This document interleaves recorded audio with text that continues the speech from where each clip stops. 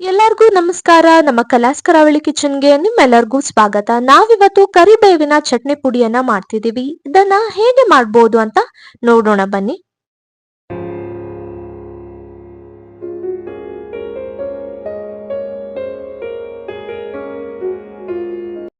First ನಾವಿಲ್ಲಿ ಒಂದು ಬಾಣಲೆಯನ್ನ ಇಟ್ಕೊಂಡಿದೀವಿ. ಅದಕ್ಕೆ 2 ಚಮಚದಷ್ಟು ಕೊಬ್ಬರಿ ಎಣ್ಣೆಯನ್ನ ನಾವಿಲ್ಲಿ ಬಳಸಿದೀವಿ. ನೀವು ನಾರ್ಮಲ್ ಎಣ್ಣೆಯನ್ನು ಕೂಡ ಬಳಸಬಹುದು. ಒಂದು ದೊಡ್ಡ ಹಿಡಿಯಷ್ಟು ಕರಿಬೇವನ್ನ ತಗೊಂಡಿದೀವಿ. ಕರಿಬೇವನ್ನ ಸ್ವಲ್ಪ ಜಾಸ್ತಿನೇ ತಗೋಬೇಕಾಗತ್ತೆ. ಇದನ್ನ ಎಣ್ಣೆಯಲ್ಲಿ ಚೆನ್ನಾಗಿ ಹುರಿದುಕೊಳ್ಬೇಕು. ಆದಷ್ಟು ಚೆನ್ನಾಗಿ ಇದನ್ನ ಹಸಿಯ ಅಂಶ ಹೋಗೋ ತನಕ ಹುರಿದ್ಕೊಳ್ಳಿ. ನೋಡಿ, ಈ ರೀತಿ ಕೈಯಿಂದ ಇದ್ ಮಾಡಿದ್ರೆ ಪುಡಿ ಆಗ್ಬೇಕು. ಆ ರೀತಿ ಇದನ್ನ ಹುರಿದುಕೊಳ್ಬೇಕಾಗತ್ತೆ. ಹುರಿದುಕೊಂಡು ಇದನ್ನ ಬಾಣಲಿಯಿಂದ ಒಂದ್ ಕಡೆ ತೆಗೆದಿಟ್ಕೊಳ್ಳಿ.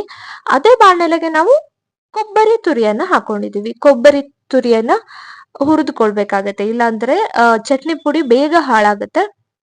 ಅದಕ್ಕಾಗಿ ಕೊಬ್ಬರಿಯನ್ನ ಚೆನ್ನಾಗಿ ಈ ರೀತಿ ಹುರಿದುಕೊಳ್ತಿದೀವಿ. ಆದಷ್ಟು ಬ್ರೌನ್ ಆಗೋ ತನಕ ಇದನ್ನ ಹುರಿದುಕೊಳ್ಬೇಕು. ಇದರಿಂದ ನಾವು ಚಟ್ನಿ ಪುಡಿಯನ್ನ ತುಂಬಾ ದಿನಗಳ ಕಾಲ ಹಾಗೆ ಇಟ್ಕೋಬಹುದು. ನೋಡಿ, ಈ ರೀತಿ ಸ್ವಲ್ಪ ಕಂದು ಬಣ್ಣ ಬರೋ ತನಕ ಹುರಿದುಕೊಳ್ಬೇಕಾಗತ್ತೆ.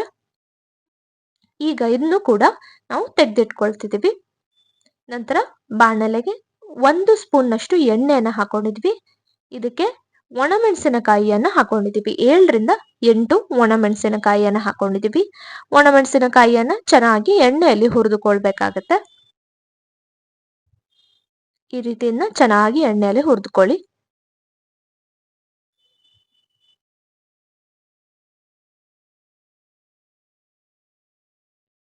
ನಂತರ 1.5 ಸ್ಪೂನ್ ನಷ್ಟು ಕಡಲೆ ಬೇಳೆಯನ್ನ ಹಾಕೊಂಡಿದೀವಿ.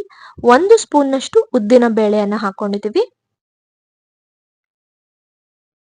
ಇದನ್ನ ಚೆನ್ನಾಗಿ ಈ ರೀತಿ ಹುರಿದುಕೊಳ್ಬೇಕಾಗತ್ತೆ. ಎಲ್ಲವನ್ನ ತುಂಬಾ ಚೆನ್ನಾಗಿ ಹುರಿದುಕೊಳ್ಬೇಕು. ಯಾವುದೇ ರೀತಿಯ ಹಸಿಯಾದ ವಾಸನೆ ಇರಬಾರ್ದು.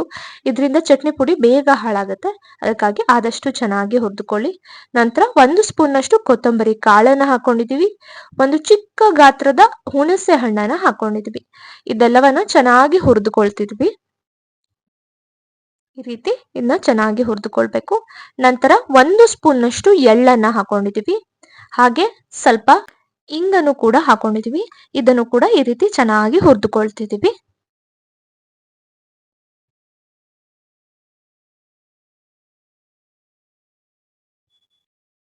ನಂತರ ನಾವಿದಕ್ಕೆ ಹುರಿದಿಟ್ಕೊಂಡಿರುವಂತಹ ಕೊಬ್ಬರಿ ತುರಿಯನ್ನ ಆಡ್ ಮಾಡ್ಕೊಳ್ತಿದೀವಿ.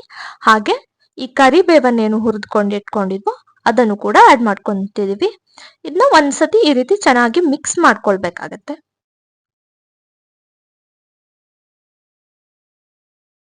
ಈ ರೀತಿ ಒಂದ್ಸತಿ ಚೆನ್ನಾಗಿ ಮಿಕ್ಸ್ ಮಾಡ್ಕೊಳ್ಬೇಕು. ನಂತರ ಒಂದು ಚಿಕ್ಕ ಗಾತ್ರದ ಬೆಲ್ಲವನ್ನ ಆಡ್ ಮಾಡ್ಕೊಂಡಿದ್ವಿ.